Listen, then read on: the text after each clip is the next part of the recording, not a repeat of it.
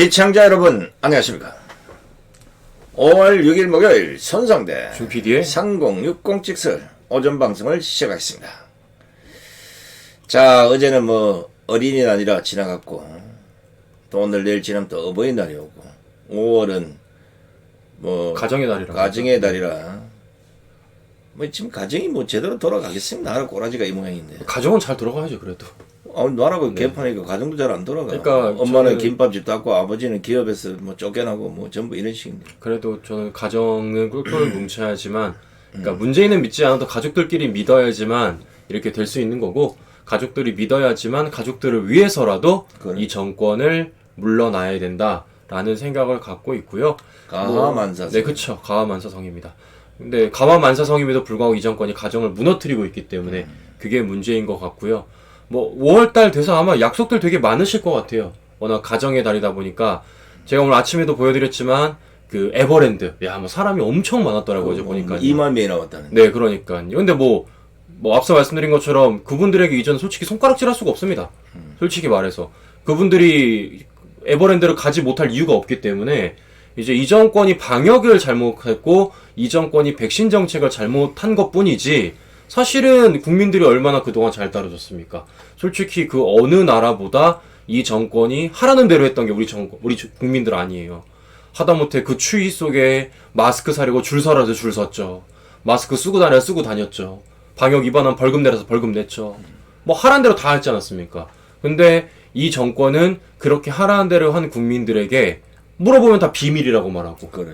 막상 알려줘야 될 진실들을 알려주지 않고 앞에 자신들이 말하고 싶은 것만 싹 잘라다가 발표하고 이런 상황이기 때문에 저는 아무래도 그래서 국민들이 더 많이 찾아보셔야 되고 더 많이 깨달으셔야 된다고 생각합니다. 그러니까 사실은 저는 조금 제가 오늘 6시 반 방송을 준비를 했던 이유가 뭐였냐면 우리 많은 방송들을 정말 많이 하고 있는데 사실 이런 뒷면에 대한 얘기를 좀 많이 안 하고 그냥 정치권 뉴스를 좀 많이 접하시는 것 같아서 좀 조금 안타까운 부분도 있었고 좀 알려드리고 싶은 내용이었거든요. 그래서 제가 이렇게 좀 알려드리고 싶은 내용이 있을 때마다 좀 정치 뉴스가 아니고 다른 뉴스더라도 조금 전해드리도록 하도록 하겠습니다. 어제 뭐 에버랜드만 아니고 각종 공원 놀이터에 몰려든 그 인파들 어떻게 생각했습니까? 이 정치의 이 정권의 정치 방향 때문에 아니 어떻게 세상에 지하철에서 그 사람이 빼곡히 타고 다녀도 단 한 건의 확진자가 안 나오고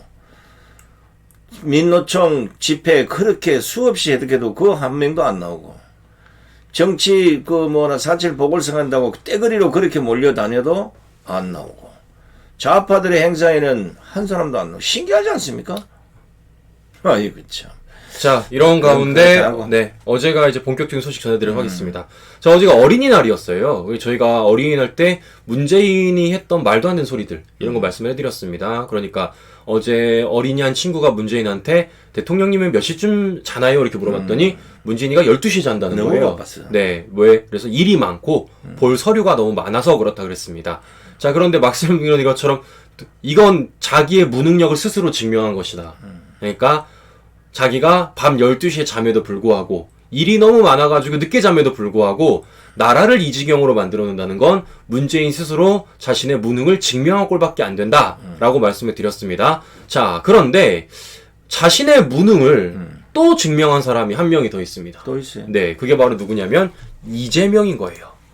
자, 이재명이가 어제 어린이날을 맞이해가지고 자신의 국민학교 1학년 성적표를 공개를 했다라는 거예요. 그래가지고 참 별거 다 합니다. 그래서 이렇게 지금 갔다는 건데 전 이거 어디서 구했는지도 모르겠어요, 진짜.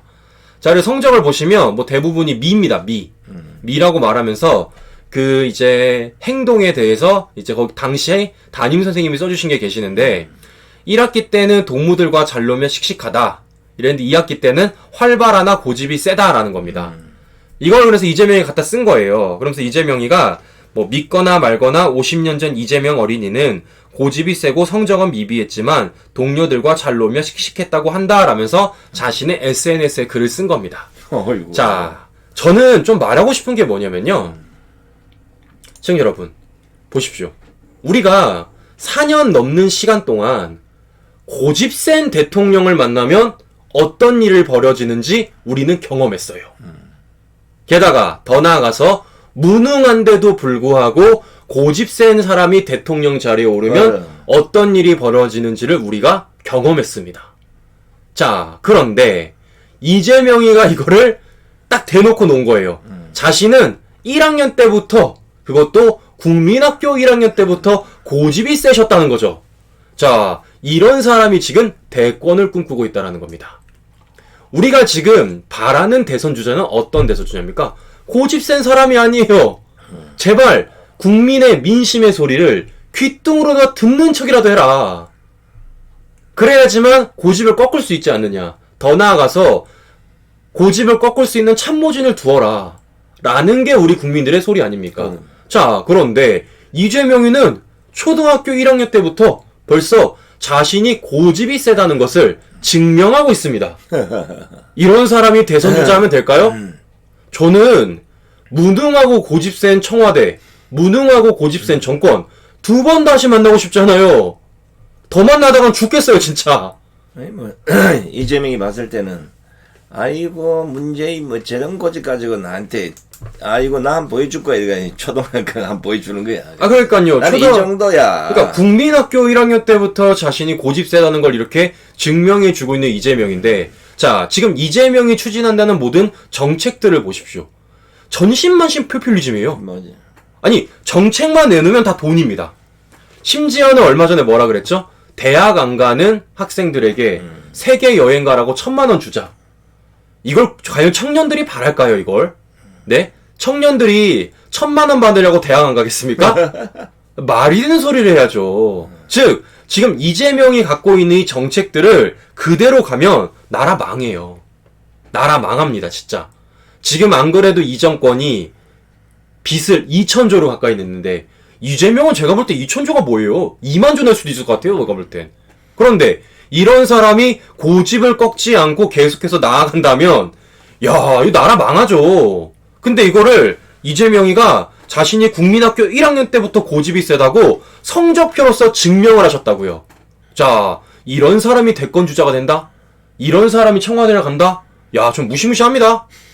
이거 뭐 며칠 전에 가서 떼 가져왔나? 아니면 옛날에 떼놓은 건가? 모르겠습니다. 무시무시합니다, 진짜. 수만 개 놔두고 초등학교 1학년 걸 갖고. 아, 그러니까요. 그러니까 제가 말하는 건 이거예요. 고집 센 거를 자랑할 게 아니라니까요, 지금. 그렇지. 네, 안 그래도 지금 문재인 고집 세가지고 국민들이 죽었어요, 진짜. 거기에 평가가 이래야 돼, 이거. 언어하고, 소통을 잘하고, 뭐, 친구들 사이에 뭐, 어쩌고저쩌고, 이래 좀, 우리가 봤을 때 좀 따뜻한 면이 있어야 되는데, 똥꼬집이 뭐 좋다고 보다가. 아니, 뭐 저는 따뜻한 면도 바라는 게 아니고, 그냥 뭡니까? 제대로 된 정책이라면 고집 세도 돼요. 제대로 된 정책이라면. 그렇지. 우리 박정희 대통령님 같이, 그렇게 정말 나라를 위하고 국민들을 위한 정책이라면, 거기에, 다리에 누가 들어 눕든 간에, 그걸 치워서라도 추진할 수 있는 고집 필요합니다. 그런데, 지금, 이재명이가 내놓고 있는 이 모든 정책들은, 나라를 위한 게 아니라니까요? 자기를 위한 거지. 뭐. 그냥 자신, 대통령 되겠다, 청와대 가겠다라는 일념 하나로, 그냥 또, 포퓰리즘 정책, 그것도 완전히 무대법 포퓰리즘 정책을 계속해서 내놓고 있다라는 겁니다. 자, 이렇게 되면 나라 망합니다. 근데 이거를 국민학교 1학년 때부터 나는 고집이 세다는 걸 인증을 하셨어요. 이 사람이 그럼 이게 바뀌었을까요? 안 바뀌었다 생각하거든요, 저는. 자, 그러면 이 말도 안 되는 정책을 추진하겠다고 하는 이재명이가 청와대로 간다. 야, 큰일 나죠? 이 고집 안 꺾을 겁니다, 이거. 호를 하나 정해줘야 되겠네. 고집 이재명 선생. 그러니까요. 이거 오늘 좋은 거 하나 붙여. 자, 지금 국민들이 어느 정도냐면은, 자, 생각을 해보십시오. 이 정권이 국가 빚을 2,000조로 가까이 됐습니다. 역대급이죠. 자, 이 정도 됐으면 어쨌든 간에 2,000조라는 돈이 시장에 풀린 거 아닙니까? 그런. 자, 그러면 국민들 어느 정도 먹고 살아야 돼요. 먹고 살아. 국민들이 어느 정도 뭔가 좀 여유가 가질 수도 있는 겁니다. 자, 그런데 지금 국민들이 어떤 상황이냐면요. 보십시오. 예적금 통장을 작년에만 840만 개를 깼다는 겁니다. 840만 개. 먹고 살기 어렵다는 거야. 그쵸. 자, 이게 전년 대비 무려 105만 643개가 급증을 한 거예요. 그러니까 국민들이 급전이 당장 필요해가지고 내가 그동안 적금을 들어놨던 이 통장 840만 개를 깼다라는 겁니다. 자, 무엇보다 여기서 깬 거 중에서 더 중요한 수치는 뭐냐면 우리가 이제 뭐 통장 들어보셔서 알겠지만 우리가 일정액을 넘는 적금이 있고 그 다음에 우리가 목돈을 한꺼번에 넣는 적금이 있습니다. 그러니까 예를 들어서 10만 원씩 달마다 넣는 적금이 있고 아니면 뭐 100만 원치를 한 번에 넣는 적금이 있습니다. 국민들이 대부분 어떤 적금을 깼냐? 대부분 후자예요. 목돈을 한꺼번에 넣어놨던 적금을 깼습니다. 그러니까 뭐 필요시면 이제 뭐 사용하기 위해서 해놨는데. 그쵸. 이게 먹고 사는데 지금 뭐 방법이 없으니까. 자, 그러면 우리 적금 들어보신 분은 알겠지만 이게 달마다 10만 원씩 넣는 적금보다 한 번에 100만 원 넣는 적금이 이자가 더 세요. 이자가 더 셉니다. 그러니까 목돈을 한꺼번에 넣는 거 아니겠습니까? 자, 그런데 이 적금을 더 많이 깼다라는 거예요. 그러면 이 적금을 더 많이 깬 이유가 뭘까요? 결국은 내가 이자를 포기하더라도 이게 적금 도중에 해지하면 이자 깎입니다. 도중에 내가 이자를 포기하더라도 급전이 필요했다는 거예요. 당장 내가 지금 쓸 돈이 없다라는 거죠. 당장 내가 지금 먹고 살 돈이 없고 당장 내가 뭔가 막아야 될 돈이 필요하다는 겁니다. 그러니까 내가 추후에 나중에 급한 일이 있을 때 쓰려던 그 예적금이 무려 작년 한 해만 840만 개 깨졌다는 거예요. 이러고도 국민이 먹고 살만합니까? 아니잖아요. 저기 나리님도 저도 적금 깨 쓰고 있어요. 그러니까요. 지금 말씀 안 해갈지 이 부분만 있겠어요. 그러니까요. 840만 우리가 뭐 자꾸 이렇게 수치가 별거 아닌 것 같은데 엄청난 일입니다. 이게 지금 이래 되면 은행에서 뭐 엄청난 몇 조가 빠져나갔을 텐데. 자, 무엇보다 생각해 보십시오. 지금 국민들이 대부분 그래서 이 돈을 급전으로도 쓰고 있지만 또 다른 방식으로 쓰고 있다는 겁니다. 자, 어디다 쓰냐? 주식 내지는 코인에다. 코인에. 왜냐? 남들이 다 해요. 남들이 다 합니다. 우리가 대부분 원래는 옛날에는 이랬었죠. 그나마 좀 돈을 번다고 하면 은행에다가 돈을 맡겨놓고 거기다가 이자로서 돈을 갖고 그 돈을 가지고 뭐 내가 부동산을 사던가 아니면 대출을 받아서 뭔가 집을 사던가 아니면 어디다 투자를 했습니다. 그런데 이 정권이 이걸 다 막아놨어요. 국민들이 재테크란 걸 할 수 있는 방법을 다 막아놨다고요. 자, 그러니까 할 수 있는 게 뭐밖에 없어요. 주식, 코인밖에 없어요. 그러니까 이제 국민들이 예적금 필요 없다. 결국 그래서 안전한 자산인 예적금을 깨버리고 조금 불안전한 자산인, 어쩌면 더 위험한 자산인, 자산도 아니죠 이거는. 자, 주식과 코인에다가 투자를 하고 있다는 겁니다. 이게 건전한 경제활동입니까? 이게 건강한 경제활동일까요? 자, 은행에 그렇게 되면 뭐가 없어질까요? 은행에 돈이 없어져요. 원래는 뭐입니까? 은행에 돌아가는 게 뭐겠어요? 일반 국민들이 은행에다가 예적금을 해놓으면 은행에선 그 돈을 가지고 기업에 대출을 해주고 기업이 성장을 해서 그 돈을 갚으면 은행이 더 많은 이자를 줄 수 있는 거 아닙니까? 이게 건전한 거예요. 그동안 우린 이렇게 살아왔고요. 그런데 이 정권이 제대로 된 경제 정책을 펼치지 않으니까 은행 이자를 국민들이 믿지 못하는 겁니다. 더 나아가서 남들 다 주식, 코인 하고 있는데 나 혼자 예적금 1% 받아봤자 뭐 하겠어. 내가 그걸 깨버리고 주식에 넣고 코인해도 되겠구나 라는 생각을 갖고 있다라는 거죠. 즉 지금 이 정권이 주고 있는 경제 시그널은 매우 위험하다는 거예요. 그럼에도 불구하고 어떻게 하고 있습니까? 끝까지 지들은 잘못이 없대요. 끝까지 이게 맞대요. 지금 이 시간까지 소득 그러니까요. 오는데 뭐. 끝까지 이게 맞다라는 겁니다. 이러면 나라 망하죠. 그런데 지금 이런 상황에서 이재명이는 자신이 고집이 세다면서 초강력 포퓰리즘을 표방하고 있는 이재명이는 국민학교 1학년 때부터 자신이 고집이 세다면서 자랑을 하고 있다라는 거죠. 이러면 나라 망합니다, 진짜. 이게 지금 뭐 은행에 아마 돈을 넣어본 사람들 아시겠지만 그 1, 2% 완전 그 뭐 이자 거의 없다고 봐야 돼요. 그 은행에 넣어놓으니까 아무 뭐 회원 가치가 없으니까 결국은 적금이 뭐 다 깨가지고 주식이나 이제 비트코인 이런 데 이제 지금 투자가 아니고요. 거의 투기 형태죠. 투기 이거는. 그건 투자가 아닙니다. 네. 그럼 이게 나중에 잘못하면 큰 문제가 생기면 이 개미들 한순간에 벼락 거지 돼보면 이 국가적인 문제가 생길 수 있어요. 근데 이거 지금 다 등한시하고 있잖아요.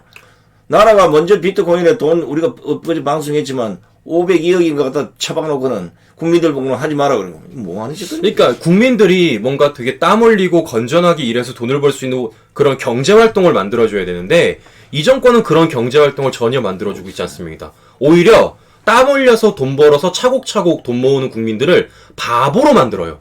바보로. 어떻게 했습니까? 내가 열심히 젊은 시절에 땀 흘려서 돈 번 돈으로 집 하나 샀는데 그 집 산 걸 갖고 손가락질하고 있고 그 집을 팔아서 세금을 내게 만들고 있다라는 거죠. 그러면 내가 굳이 그렇게 할 필요가 뭐가 있어요? 어차피 뺏길 거.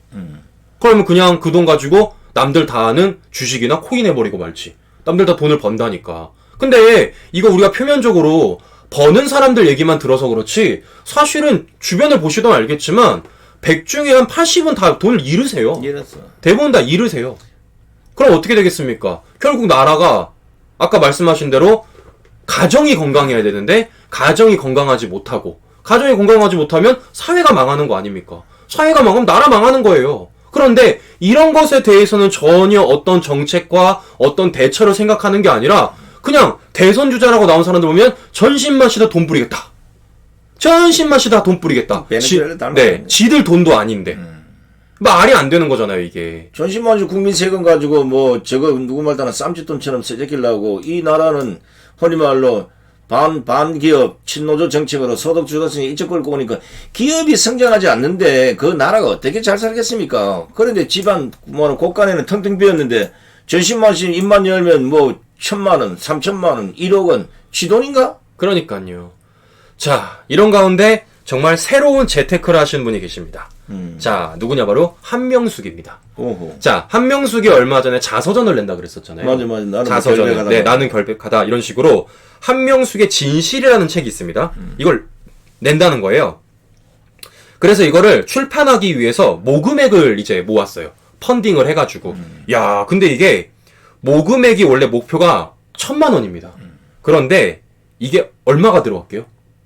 한 1억 들었나? 3,000만 원이 들어온 거예요. 이거. 그러니까 목표액에 이미 3배가 넘었어요. 목표액가 3배가 넘었는데 이게 아직까지 이제 3배가 넘게 벌어들인 거죠. 자, 게다가 만약에 이 책을 내놓으면 책에 수익금이 발생할 거 아닙니까? 그러지, 판매 수익금. 판매 수익금. 자, 그럼 판매 수익금까지 하면 이게 과연 얼마가 될지를 모르겠다는 거예요. 돈이 엄청 버게 되는 거죠. 그러니까 한명숙이는 지금 우리 키키타임 써준 책테크 맞습니다. 책을 써가지고 지돈 내서 발간하는 것도 아니고 모금해서 발간을 하고 참. 게다가 책을 내려면 1,000만 원만 있으면 되는데 2,000만 원이면 오버가 된 거예요. 게다가 책을 내면 인쇄비 받죠. 거기다가 책 한 권당 받을 수 있는 옵션의 요구 금액이 18,000원이라는 겁니다. 자, 그러니까 옵션을 더 받을 수 있는 거예요. 그럼 이게 돈이 엄청나게 그렇지. 벌어들일 수 있는 방법 중에 하나라는 거죠. 자, 이거를 그래서 지금 검찰이 들여다보고 있다는 겁니다. 왜? 자, 왜냐? 자, 검찰이 지금 한명숙의 이 후원금과 책에 벌어들이는 것과 관해서 압류 검토를 지금 검토하고 있다는 거예요. 이유인 즉슨 한명숙이가 이 정치자금 수수죄 확정 판결과 관련된 추징금 7억여 원을 아직까지 미납을 하고 계신다는 거죠. 그래서 이 추징금을 가져가기 위해서 검찰이 이것에 대해서 지금 압류 검토에 들어가고 있다라는 겁니다. 검토는 뭐예요? 바로 가면 되지. 뭐 박근혜 대통령은 뭐 집 한 채 있는 그거 하고 뭐 통장에 있는 돈까지 다 압류해놓고. 그렇죠. 집까지 다 지금 그러니까. 경매 처리해놨잖아요. 7억인데 뭐 한명숙이 집 없나? 그러니까요. 자, 그럼 저는 이렇게 말하고 싶은 게 뭐냐면, 야, 이 좌파들이 참 추징금 내는 방법도 여러 가지다. 대단해. 그러니까 이런 식으로 추징금 낼 수 있는 거 아닙니까 지금? 그러니까 책 내가지고 모금하고 그 책 팔아서 벌어들인 돈으로 뭐 하는 겁니까? 또 다시 추징금 내는 거 아니에요. 자기 돈 하나도 안 돼. 아, 그러니까 대단하죠 진짜. 좌파들 잘하네. 뭐. 그러니까 대단하죠 그러니까. 자, 그래서 이게 보면은 지금 한명숙이가 원래 한 8억여 원 정도 추징금이 있는데 정확히 8억 8,200만 원의 확정 판결을 받은 추징금이 있습니다. 근데 그거를 지금까지 한 1억 얼마 냈다는 거예요. 근데 지금 한 7억 1,088만 원 냈다는 거죠. 원래 이 정권 전까지는 추징금을 잘 내고 있었대요. 근데 이 정권 들어서부터 추징금을 안 내기 시작했다는 겁니다. 이 정권 들어서. 자, 지금 이런 상황이라는 건데, 야, 참 대깨문들도 대단한 것 같아요. 대단해. 대단한 것 같아요. 자, 진짜 추징금까지 이렇게 내줄 수 있는 대깨문들 대단합니다, 진짜. 야, 우파는 힘들어. 그러니까요. 자기 돈 내고 자기가 책을 만들어도 안 팔리는 파인데. 책 내도 또 고소당하고, 책 내고. 책 내서 고소당하고 다시 법정 가고, 법정 가서 책 냈는데 책 냈다고 법정 또 가고, 이게 지금 우파 상황인데, 야, 한명숙이는 대법원에서 확정 판결 받은 것도 억울하다고 책을 냈는데 거기에 3,000만 원 모금이 되고 그 책을 판 인쇄비까지 받는다. 이야. 야, 대단하죠. 대단하네. 그러니까요. 보통 일이 아닙니다. 좌파가 막 부러워지네 갑자기. 그러니까. 야. 자, 우리 지금 방송 진행하고 있는데 아직 좋아요 많이 안 누르셨는데요. 우리 좋아요, 구독, 알람 설정 좀 많이 부탁드리도록 하겠습니다. 자, 다음 소식도 넘어가도록 하겠습니다. 자, 지금 그 이상직과 관련돼서 저희가 한번 옛날에 방송을 한번 해드린 적이 있어요. 이거 네, 이거 분명히 터진다. 이거 분명히 터진다 이거. 우리가 입 열어라. 네, 입 열어라. 이거 피닉직, 이제 피닉직. 피닉직. 요즘 별명이 피닉직. 나는 불사조야. 네, 나는 불사, 나는 반드시 돌아온다. 그렇지. 이렇게 법원에서 말했다고 제가 말씀을 드렸었습니다. 자, 아니나 다를까 지금 굉장히 좀 재밌는 얘기가 오늘 하나 나오더라고요. 기사 중에. 자, 어떤 저냐? 자, 보십시오. 이상직이 여당에 돈 뿌렸다는 진술이 나왔다던데 라면서 곽상도 의원이 검찰이 의미심장한 침묵을 했다라는 거예요. 자, 이 말이 뭐냐면 지금 곽상도 의원이 이상직과 관련된 이 의혹을 무려 3년 동안 추적하고 있습니다. 자, 왜냐? 문재인의 가족들이 곽상도 의원 고발했잖아요. 맞아요. 고발했습니다. 그래서 실제로 곽상도 의원이 검찰에 지난 3일 날 출석해서 3시간 동안 고발인 조사를 받았다는 거예요. 고발했으니까. 자, 고발인 조사를 받았는데 그 과정에서 곽상도 의원이 검찰 측에다가 물어봤다라는 거예요. 자, 뭐를 물어봤냐? 자, 검찰이 이렇게 말한 겁니다. 자, 혹시 관련돼가지고 뭐 나온 거 있냐? 약간 그런 식으로 물어봤다는 겁니다. 그럼 검찰이 원래는 아니라고 말해야 되지 않습니까? 그렇죠. 근데 아무 말을 안 했대요. 그냥 침묵으로 읽어냈다는 겁니다. 그럼 곽상도 의원도 뭔가 검찰 출신 아닙니까? 그래. 야, 이거 뭔가 있다. 라고 생각을 했다는 겁니다. 바로 이렇게. 근데 또 검찰 입장에서는 지금 피공포사실 뭐 이런 것 뭐나 발표할 수 없으니까 뭐 침묵을 할 수 있는데. 그쵸. 근데 곽상도 의원이 명색이 검찰 출신의 민정수석 출신이랍니다. 그쵸. 그러니까 딱 인상만 딱 보면 알거든.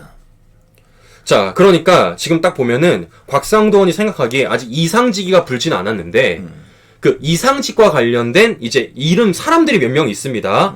자, 그 사람들이 지금 정치권의 돈 살포한 내역 등 핵심 정보를 검찰에 불었기 때문에 검찰이 이렇게 곽상도 의원이 던진 질문에 침묵을 하고 있는 거 아닌가라는 지금 얘기를 하고 있는 거예요. 자, 심지어 지금 얘기가 나오는 게 뭐냐면 이 의원이 날 버리면 과거 뿌린 자금 내역을 폭로하겠다고 여권에 협박했다가 미운 털이 박혀 구속됐다는 소문까지 돌고 있다는 겁니다.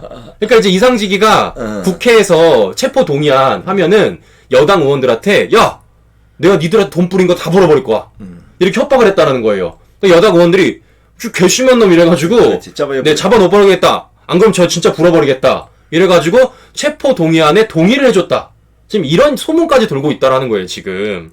자, 그래서 게다가 보면은 어떤 얘기까지 나오고 있냐. 지금 뭐 이스타 항공에서 정치권의 항공기 티켓을 뿌린 일이 비일비재했고 또 무슨 뭐뭐 의원님 추천이라고 하면서 인사 문건에 뭐 지원자 이름이 써있다. 뭐 이런 이름까지 줄줄줄 나오고 있다는 겁니다. 즉 검찰이 지금 이것과 관련돼서 많은 정보들을 획득했을 거라고 생각하는 게 지금 곽상도 의원의 딱 이제 그건 거죠. 촉이 온 거죠. 딱 촉이 온 겁니다. 자, 그렇기 때문에 저번에도 말씀을 드렸지만 이 이상직과 관련된 이 피닉직과 관련된 그렇지. 이 사건이 아마 이 정권 말기에 정말 큰 수사가 벌어질 수도 있다라는 생각이 드는 거고요. 자, 그런데 이거를 지금 맡아야 될 곳이 어디겠습니까? 검찰 내지는 공수처예요. 그런데 지금 검찰에 누굴 갖다 꽂고 있어요? 김호수를 갖다 꽂고 있는 거죠. 자, 그리고 공수처에는 김진욱이 버티고 있는 겁니다. 딱 봐도 왜 꽂았는지 알겠죠? 이야, 큰일입니다. 뭐 검찰에 만약에 김호수가 간다 그러면 이거 우리가 상상하건대 거의 뭐 박봉계 수준, 추미애 수준 뭐 못지않는 실력을 발휘할 것 같은데 제발 그 검찰의 물이 깨끗한 정수기 물을 그게 돼야 되는데 이게 오수가 돼버리면 이 골치 아프다고요. 그러니까요. 자, 이런 가운데 이거를 이제 어떻게 보면 막으려고 만든 수사처인 공수처에서 지금 계속해서 잡음이 들려고 있다라는 겁니다. 자, 오늘도 보니까 이런 기사가 나오더라고요. 공수처 위상 추락, 일부 수사관 합격자들 안 가겠다. 그렇지. 자, 그러니까 자기들이 생각했던 그 공수처 이거하고는 좀 다르다. 그렇죠. 예. 그러니까 이제 공수처 수사가 그 검사가 공수처장이랑 차장까지 포함해서 제가 알기로는 한 23명인가 맞아요. 되는 걸로 알고 있어요. 그런데 지금 이 공수처가 이게 지금 경쟁률은 10대 1이었습니다. 경쟁률은 10대 1이었는데 뽑을 사람이 마땅치가 않은 거예요. 뽑을 사람이 마땅치가 않으니까 19명만 청와에다 추천을 했고, 자, 이마저도 뭐 여러 가지 사유를 통해서 6명이 탈락을 했습니다. 자, 당시에 탈락했던 사람들이 누굽니까? 특수부 검찰들이에요. 그러니까 이 정권에게다가 공수처가 19명을 추천을 했는데 청와대에서 얘네들은 수사를 너무 잘할 것 같아. 그러니까. 얘네 특수부였잖아. 연드는데 이거. 특수부였잖아. 얘는 수사 너무 잘할 것 같아. 그래서 그런 6명은 따로 탈락을 했다라고요. 그래서 지금 공수처에 있는 사람이 꼴랑 13명밖에 없다라는 13명. 겁니다. 수사할 수 있는 검찰이, 자, 게다가 이게 수사관을 또 선발을 해야 됩니다. 그래. 자, 수사관이 전형 합격자가 13명인데 여기서 13명이 최종 면접을 포기까지 했다라는 거예요. 자, 더 나아가서 여기서 합격한 사람도 오히려 내가 합격했는데도 불구하고 공수처 안 가겠다. 이렇게 된 거야. 그러니까 공수처가 그야말로 진짜 공수처가 되는 거예요. 공수처가 고위공직자 수사처가 아니라 진짜 없어요. 아무것도 할 수 있는 사람이 없어요. 진짜 공수처가 되고 있는 상황이라는 거죠. 공수래 공수처. 그쵸. 예. 자, 그러면 우리가 여기 생각해봐야 될 건, 그럼 도대체 합격을 한 사람들까지 왜 나갈까? 그렇지, 라는 그렇지. 생각을 해봐야 되는 거죠. 자, 공수처라는 곳이 어떻게 보면 지금 대한민국에서 가장 상위 기관입니다. 그래. 어떻게 보면 옥상옥이라 그러죠. 원래 그러니까 검찰과 어떻게 보면 검찰보다 더 위에 있는 곳. 네. 경찰과 검찰보다 더 위에 있는 곳이 지금 공수처라는 곳이에요. 왜? 다 갖다 줘야 되니까. 수사를 다 갖다 줘야 되니까. 그러면 또 뭐 고위공직자들만 갖다 네. 갖고 오는 거니까. 심지어 지금 또 기소권까지 자기가 다 갖겠다 그런 상황. 최고의 권력 기관이란 말이에요. 네. 그런데 지금 공수처에 들려오는 얘기들을 보면은 이거 가만히 있을 수가 없는 거예요. 이게 지금 돌아가는 꼬라지를 보니까 이게 나중에 없어질 것 같은 거죠. 아니면 욕을 바가지로 먹을 것 같은 거죠.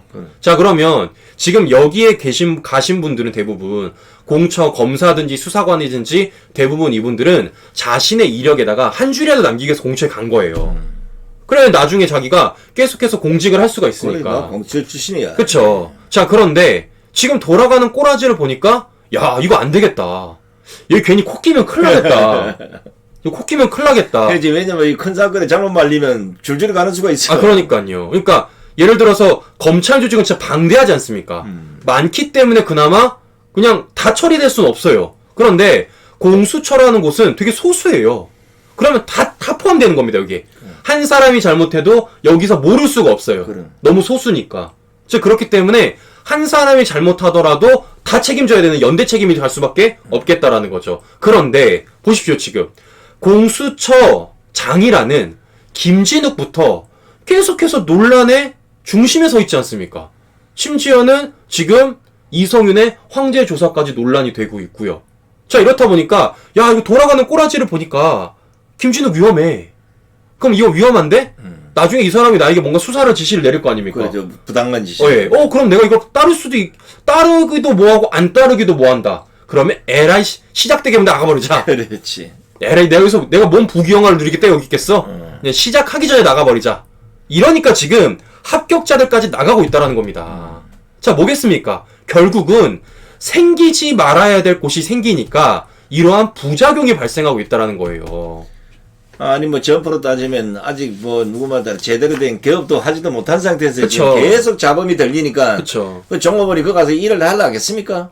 더더욱이나 이런 그 게이트성 큰 사건들은 권력자들의 사건은 수사관에 압력이 내려올 수밖에 없는 상황이고 만약에 그걸 들어줬다 이러면 정권 지피가 문제돼 버리면 줄줄이 그냥 저 서청대 가는 판인데 이걸 수사관들이 누구보다 더 잘 알지. 왜냐 이러면 야 이거는 외압이 돌아올 수 있는 사건이 아니다. 뭐 이따 경험들이 있으니까 네. 야 안 가는 게 맞다. 그러니까 그러니까 어느 정도 이게 공직자도 알 거예요. 그러니까 대부분 좀 경험이 있는 사람들 아닙니까? 특히 수사관이면 더 경험이 있는 사람들입니다. 검사가 대부분 지금 공수처 검사들은 과거에 변호사 했던 분들이 많이 들어왔는데 맞아요. 수사관들은 진짜 검찰 일선에서 수사관을 하시던 분들이 오시는 분들인 거예요. 그러면 어느 정도 검찰이란 수사를 돌아가는 판때기를 아세요.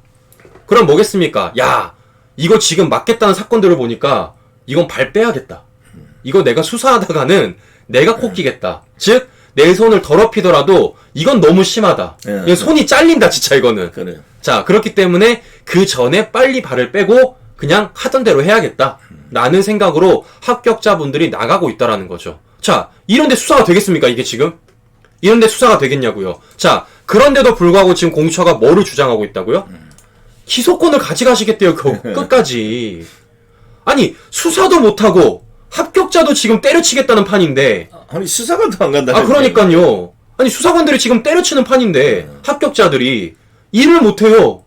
일을 못하시는데 기소권을 죽어도 갖고 가시겠대요. 그래서 지금 조만간에 검찰이랑 재충돌이 우려가 되고 있다라는 겁니다. 이런 뭐가 될까요? 지금 검찰이랑 또 싸우는 거 아니에요, 결국은 이 상황에서. 그러니까. 그러면 이 정권이 좋아하는 검찰개혁, 검찰과의 마찰을 공수처가 일선에 설 가능성이 굉장히 높다라는 거죠. 그러니까 지금 꼬라지가 이래가면 결국은 법무부와 검찰의 충돌이 이제는 검찰과 공수처의 공수처, 충돌로 확전된다. 야, 나라 큰일 났습니다. 그러니까 지금 이거 만들지 말아야 될 걸 만드니까 이런 부작용이 발생한 겁니다. 그러네. 자, 그런데 이러한 부작용이 발생에도 불구하고 만들자고 했던 놈들은 찍소리를 안 해요. 문재인도 찍소리를 안 하고, 맞아요. 조국도 찍소리를 안 하고, 민주당 사람 찍소리를 안 하고, 이렇게 지금 문제가 계속해서 발생하고 있는데, 여기에 대해서, 아니, 자신들이 주장해서 자신들이 만든 곳 아닙니까? 그럼 자신들이 끝까지 책임을 지고, 여기에 대해서 뭔가 대책을 마련하던가 뭔가를 질서를 바꿔줘야 되는데, 정리를 해줘야 근데 정리를 해주는, 없애던가 아니면 아예. 그러니까. 그런데, 그러한 짓을 안 하고 그냥 냅두고 있어요. 왜냐? 어차피 이 정권 뭉개줄 수사처니까. 어쨌든 남겨놔야 되니까. 그리고 해결 방법이 자기들 머리로는 안 나오니까. 이러니까 뭡니까? 나라가 수사 개판이 되는 거죠, 완전히. 그럼요. 아니, 검찰 수사가 지금 뭐 초기부터 2단계가 뭐 뭡니까, 이게. 이게 공수처가 아니라 이게 문개처지, 뭐, 문개처. 그러니까요. 그리고 김진욱이 지금 하는 거 보세요. 공수처장으로서 자격이 있습니까, 없습니까? 전혀 없죠. 이거는 누가 봐도 뻔해. 저런 사람들을 앉혀놓으면 이 정권이 하란 대로 하지 않겠습니까? 그러니까 우리 최 그렇다 지사님 이러면 지금 당장 뭐 당장은 안 되겠지만 뭐 6월달부로 결정해서 문재인이 그냥 공수처 문 닫으세요. 그러니까 우리 최지선님이 이 정권이 책임 푸하하 멍멍이가 웃지요. 맞습니다. 우리 정정청님께서 왈왈왈 개판. 완전 개판 돼버린 법 맞습니다. 그러니까 이게 지금 이 정권이 진짜 완전 법치주의란 걸 완전히 진짜 시청자분들 말대로 개판을 만들어 놓은 거예요. 큰일 났어요. 그러니까 우리가 지금까지 형사 질서라는 게 만들어 놨습니다. 이 형사 질서 안에서 모든 조직들이 수사를 벌이고 그 수사를 통해서 기소를 하고 거기에 따라 재판에 가서 뭐 유죄냐 무죄냐를 판결을 했던 겁니다. 그런데 이 정권이 이거는 아예 그냥 수사 단계부터 기소 단계부터 개판을 만들어 놓은 거예요. 이런데 진짜 죄진 놈들이 법원 갈 수 있겠습니까? 아니죠. 선량한 국민들만 피해를 보고 진짜 죄진 놈들은 그 갈등 속에서 살짝 빠져나오고 도망가 버리고 묻혀버리는 거죠.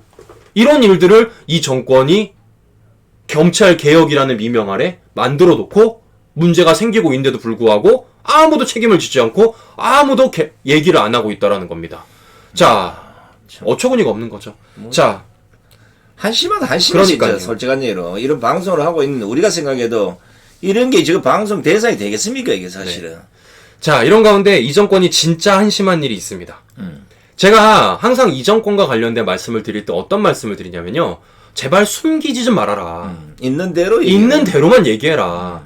국민들은 가장 화가 나는 게 뭐냐면 니들이 내로남불하는 것도 화가 나지만 니들이 오히려 국민들에게 알려야 될 소식도 안 알리고 있는 게 더 화가 난다. 는 게 국민들의 민심이에요. 그게 뭐냐고 또 물으면 가짜뉴스라고 또 지랄을 하고. 그러니까요. 자, 지금 정의용이가 정의용. 네, 정의용. 이 사람이 지금 외교부 장관이죠. 뭐 아닌 분 지금 정의용이가 외교부 장관인지도 모르는 분도 많으실 거예요, 지금 아마. 좀 청와대 쪽에 있는 줄 알았지. 네, 그러니까요. 지금 이 사람 외교부 장관입니다. 자, 근데 이 사람이 지금 어디가 있냐? 영국에 가 있습니다. 영국에 가서 지금 미국이랑 이제 일본의 각각 외교 이제 장을 만난 거예요. 장을 만난 겁니다. 자, 그러면 일본이랑 미국을 만났다라는 건 어쨌든 뭔가를 좀 소통을 하는 과정에서 가장 중요한 주제가 뭘까요? 핵심이지. 북한이죠, 북한. 아, 북한. 네, 북한이죠. 그러니까 북한과 관련돼서 어떤 정책을 추진하느냐는 거죠. 왜냐? 지금 보면은 미국의 행정부 바뀌었죠. 지금 일본의 행정부도 바뀌었습니다. 그런데 코로나 상황으로 인해서 같이 모인 적이 한 번도 없어요. 맞아. 근데 이거를 첫 번째로 모인 겁니다.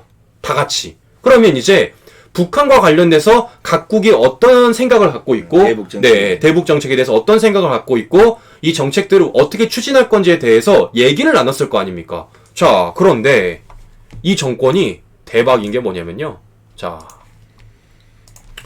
이걸 숨겼어요. 한미일이 만나서 대북 제재를 논의를 했는데 이 내용을 쏙 빼놓고 국민들한테 발표를 하셨다라는 겁니다. 야, 정의역이 대단하네. 진짜. 야, 이 정권 진짜 대단한 것 같아요, 저는. 자, 그러니까 미국에 있는 외교장관인 블링컨이 오늘 이렇게 이제 발표를 한 거예요. 오늘 북한의 핵탄도 미사일 프로그램에 대한 공통의 우려와 관련 한국의 정 장관과 일본 모테기 외무상을 만났다. 우리는 한반도 비핵화를 위한 삼국 협력의 공약을 재확인했다. 핵 확산 방지를 위한 유엔 회원국들의 안보리 제재들을 완전히 이행할 필요성에 대해서 동의했다라고 언론에 밝힌 겁니다. 자, 이 말이 즉슨 뭘까요? 지금 바이든 행정부도 어쨌든 간에 미국에 대북 제재 가하겠다. 맞아. 완전한 네. 비핵화. 유엔 안보리 그대로 가겠다. 라고 발표한 거 아닙니까? 그런데 이 정권이 이 내용을 쏙 빼버린 겁니다. 북한을 욕할까 봐. 자, 이 정권을 쏙 빼버리고 뭐라고 발표했냐? 자, 그냥 대화 나누고 왔어요. 한미일 잘 얘기 잘했다. 네, 대화 나누고 왔어요. 자, 이렇게 설명했습니다.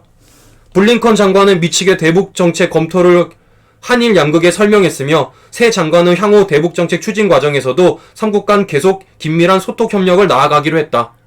아니, 뭔 소통을 나아가기로 해요? 이미 소통을 했는데. 소통해서 결과까지 나와 있고. 그러니까요. 소통해서 대북 제재 가하겠다. 유엔 안보리 계속 이행하겠다. 라고 삼국이 합의봤는데 이 정권의 외교부는 계속해서 소통을 해나가겠다.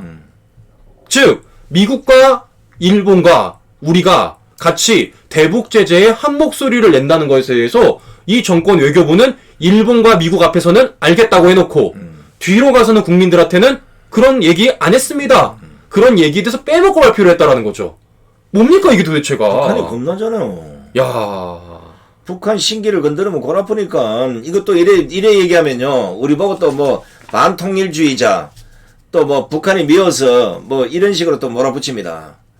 이거요. 정의용이 그 뭐 청와대 있을 때부터 해수부 공무원 그때 뭐 문서 날아왔을 네. 때도 약간 쎄리 뺐다간 얘기하더니 이 외교부 장관 누구 말따나 강경화 쫓아내구나 이게 더한 사람이 왔어 이거 큰일 났어. 그러니까 저는 말씀을 드리는 게 뭐냐면 제발 숨기지 좀 말라고요. 왜 이렇게 숨겨요 진짜.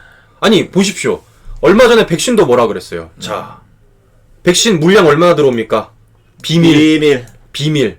각 회차 들어오는 물량이 비밀이래요. 아니 백신도 비밀이야. 북한도. 대북 정책도 비밀이야. 우리 국민들은 뭘 하려는 겁니까? 그냥 뭐. 하라는 대로만 하면 되는 거예요, 그냥? 닥치고 뭐 네. 시킨 대로 하라고. 그냥 세금 내라면 세금 내면 되는 거고. 그렇지. 그냥 백신 맞으면 백신 맞으라는 겁니까? 마스크 쓰라 마스크 이게 쓰라. 뭡니까, 이게? 이게 자유민주주의 국가예요? 네? 야, 이거 아니, 어처구니가 없죠, 진짜. 이 사람들은 국민이 없다고 했잖아요. 우리가 그만큼 국민은 없고 그냥 오로지 친중 친북 북한만 바라보고 가는 거예요. 북한의 신기만 안 건드면 된다. 아니 한미일 외교 담당자들이 모여 앉아가지고 합의까지 해놓고는 쏙 빼고 얘기하고 아니, 그러니까 미국에서 발표해가지고 알게 되는 이 꼬라지는 또 뭡니까? 그러니까 저는 말씀드리고 싶은 게 뭐냐면 아예 그러면 우리는 대북 제재와 관련돼 동의하지 않았다. 우리는 아직까지도 문재인의 운전자론 이거 나아가겠다. 우리는 아직까지도 북한에 대해서 지원해주고 싶다라고 솔직하게 말을 하세요 그냥. 근데 이것도 솔직하게 말을 안 해. 그렇다고 한미일이 공조해서 대북 제재 가하겠다는 거 솔직하게 말을 안 해. 뭐 어쩌라는 거예요 도대체가. 아니 도대체 정책이 뭐냐고요 정책이. 그 어느 하나도 북한을 위한 것도 안 밝히고 북한을 위하지 않는다는 것도 안 밝히고 있지 않습니까? 근데 정책이 뭐냐고요. 그러니까 뭐 하나라도 솔직하게 밝히라는 겁니다 저는. 근데 보면은 백신을 물어봐도 비밀, 대북 정책을 물어봐도 비밀, 뭐 다 비밀이에요. 요거는 보니까 문재인이가 정의용 고발할 수도 있겠네. 왜냐하면 엊그저께 발표했잖아요. 김정식 군 그거 취하하면서 국가적 그 뭐 외교 문제 비하하면 외교 문제 비하하거나 국격을 깎아먹는 뭐 예를 들어 딱 두 가지 다 그냥 동시에 걸린다 이거. 그러니까요. 그러니까 아이고, 어처구니가 없는 거예요 제가. 아이고. 그러니까 이러니까 방송을 준비를 안 할 수가 없다니까요. 그러니까 이 모든 것들이 다 어떻겠습니까? 우리와 연관돼 있는 일들입니다. 우리가 연관돼 있는 일들이에요. 맞아요. 당장 우리가 연관돼 있는 일들이에요. 자, 그런데 우리가 가장 밀접하게 연관돼 있는 이 모든 것들에 대해서 이 정권은 계속해서 뭔가를 숨기고 계속해서 뭔가를 비밀로 만들고 오히려 그걸 알려달라는 목소리에 대해서 국민들에게 반협박성 얘기를 합니다. 심지어 고소까지 하셨어요. 심지어 경찰 수사까지 벌였어요. 야, 이게 민주주의 국가입니까? 이러니까 일본에서 민주주의란 말이 나오죠. 그럼요. 이러니까. 지금 대북 뭐 풍선 날린 또 박상학 대표 또 잡아있네 안 잡아있네 또 난리 날 거고 이거요 이 바른 소리하고 문재인 정권에서는 살 수가 없습니다. 그렇게 매 거짓말이나 하고 그냥 뭐 이 정권이 뭐라 그러면 아 비밀이구나 아 예 알겠습니다 이래야 살아남지 바른 말 하다가 전시만 다 감옥 가게 생겼어요. 그러니까요. 이래서 제가 오늘 원래 손상TV에서 칼럼을 잘 안 보여드리는데 제가 제목에서 되게 너무 공감된 칼럼이 있어가지고 제목만 좀 보여드리도록 하겠습니다.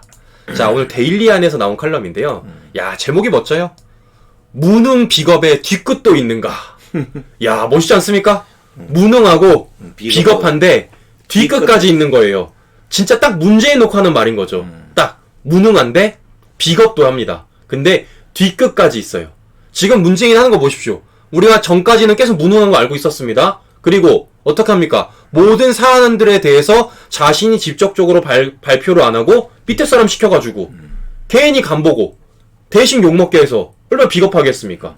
그러면서 좋은 일이 있을 때는 자기 숟가락 딱 올리는 게 문재인이었어요. 얼마나 비겁해요. 그런데 말기가 되니까 뒤끝까지 있어요. 보니까 그 김정식 군 그 뭐라 취하하면서 그 뒤에 뒤끝 딱 장렬히 해놨잖아요. 그러니까 여기 뒤끝이 뭐 김정식 군만이 아니라 이 칼럼에 보면 트럼프 대통령과 관련돼서 뒤끝이 있는 맞아, 거예요. 그 뒤끝이 있어요. 자, 재밌는 얘기가 뭐냐면 2019년 당시에 청와대가 트럼프 대통령에게 뭐라 그랬냐.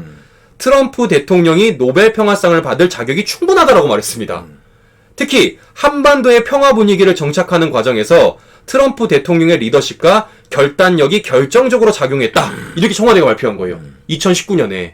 2019년까지만 하더라도 문재인의 차, 이 운전자론에 트럼프 대통령이 타고 있으니까 그렇지. 야, 트럼프 대통령 노벨상도 받아야 되고 한반도 평화에 크게 일조하는 사람입니다. 이러고 2019년에 이 정권이 발표를 했던 거죠. 자, 그런데 이게 지금 이 정권 맘대로 안 된 거예요. 그러니까 이제 뭐라 그럽니까? 트럼프 대통령을 향해서 변죽만 울렸을 뿐 완전히 성공을 거두지 못했다. 자, 이런 말을 트럼프 대통령이 하니까 문재인이가 뭐라 그럽니까? 여기에 대해서 아주 그냥 손가락질을 다 했잖아요. 아주 그냥. 손가락질을 다 하지 않았습니까? 그러니까 또 이제 뭐 트럼프 대통령도 열받아 보니까. 그러니까요. 무능하다고, 뭐, 김정은이가 존경도 안 한다고. 그러니까요. 에이, 외교를 국격간 까먹는 사람이 솔직한 얘기로 문재인이에요. 그러니까 문재인. 뒤끝까지 있는 거죠, 이 사람이. 지가 셀프 고발해야 된다니까. 아, 그러니까요. 그러니까 무능하고 우리가 비겁한 건 알고 있었는데, 야, 이거 정권 말기 되니까 사람이 뒤끝까지 있다. 이거 진짜 무서운 사람이다, 이거. 인간 중에요, 제일 무서운 사람이 그 뒤끝 있는 그쵸, 사람. 뒤끝 있는 사람입니다. 근데 앞에서는 막 악수하고 이러는 뒤에가 뒤통수 까부린단 말이야. 그러니까요. 근데 이게 뒤끝도 뭔가 이 사람이 앞에서 아, 능력 있는 사람인데 뒤끝이 있다. 또는 이 사람이 뭔가 자기가 먼저 나아갔는데 뒤끝이 있다. 라고 말하면 우리가 그나마 좀 인정을 해야 해줍니다. 그런데 문재인 하는 걸 보면 무능해요. 게다가 지금까지 했던 걸 보면 저희가 뭐라 그랬습니까? 이 정권의 장관 첫 번째 자격 요건. 문재인 대신 욕 잘 먹기. 문재인 욕바지 잘하기. 이게 이 정권 장관 첫 번째 자격 조건이었습니다. 지금 아무 짓을 해도 아, 그러니까요. 그것만. 자, 그런데 무능한데 비겁한데 게다가 뒤끝까지 있어요. 지금 이런 사람이 청와대에 있다는 겁니다, 시청자 여러분. 야, 무시무시하죠, 이거 진짜. 아니 우리가 그 혹시 뭐 칼럼에 저는 안 읽어봐 그랬는데 그 내용 중에 이분이 칼럼을 제대로 썼다 그러면 무능하면 내려와야 된다. 내려와야죠. 그래야 뒤끝까지 신경 안 쓰는 거예요. 근데 무능한데 안 내려오니까 비겁해지고 뒤끝이 있다. 그러니까요. 이러니까 국민을 고소하죠. 그럼요. 이러니까 국민이 뭐 문재인을 향해서 너무 무능하지 않느냐, 너무 비겁하지 않느냐라고 물어보는데 거기에 대해서 문재인이 고소를 하신 거예요. 이 얼마나 뒤끝 있습니까? 뒤끝 많지. 그러니까 무서운 거죠, 그러니까. 그럼요. 그러니까 이 사람이 뒤끝이 있다는 건 뭐겠습니까? 끝까지 이 뒤끝을 임기 끝날 때까지 부릴 수도 있다라는 겁니다. 못 버려. 네, 그러니까요. 이거 무시무시한 거죠. 뒤끝이 국민에게 대놓고 엄포를 놓는 거 아닙니까? 네, 까불지만 난 고소 또 할 수 있어. 네. 우리 김경숙님이 상관왕이네. 맞습니다. 자, 아유, 불명예 상관왕. 네, 맞습니다. 자, 우리 좋아요 아직도 많이 안 누른 분이 계신데요. 우리 손상계 TV2 지금 원에서 저희가 방송을 못하고 있어서 TV2 저희가 좀 열심히 하고 있으니까요. 좋아요, 구독, 알람 설정도 같이 부탁드리도록 하겠습니다. 우리 슈퍼챗 좀 읽어드리겠습니다. 안서연님 감사합니다. 우리 지리용님, 대표님, 준PD님 화이팅 감사합니다. 네. 우리 S지리님, 송교수님, 준PD님 수고 많으십니다. 힘내이소 감사합니다. 꿈누리님, 손상계 TV 구독 27,700분 축하드립니다. 감사합니다. 우리 꿈누리님, 손상대TV2 구독 오늘 3만 갑시다. 네, 그래. 감사합니다. 자, 마지막으로 저희 손상TV 후원해주시는 황칠 오메기떡, 우리 필요하신 분들은 주문 전해주시면 감사드리도록 하겠습니다. 자, 우리 뭐 꿈누리님 말씀대로 뭐 3만 좀 갔으면 좋겠다는 생각이고요. 여러분 아시다시피 지금 손상TV가 27만 8천에 멈춰 있습니다. 적어도 10만원 이 TV에 넘어올 줄 알았는데 안 넘어오잖아, 그죠? 아직도 우리 손상TV에 구독 안 하고 보시는 분들이 제가 많다고 여러 번 방송에 얘기했는데 좀 힘들고 이렇더라도 어려울 때 여러분들이 구독해 주시고 홍보해 주시는 힘으로 저희들이 꼭 버텨내겠습니다. 자, 오늘 준비한 소식은 여기까지고요. 저희들 11시. 또 아니 10시 10시부터 사랑제일교회. 사랑제일교회 거기 뭐 기자회견이 있어서 여러분들에게 또 전해드리고 11시 방송에 또 다른 소식 갖고 여러분 찾아오겠습니다. 네. 끝까지 함께 해주신 시청자 여러분 대단히 고맙습니다. 안녕히 계십시오.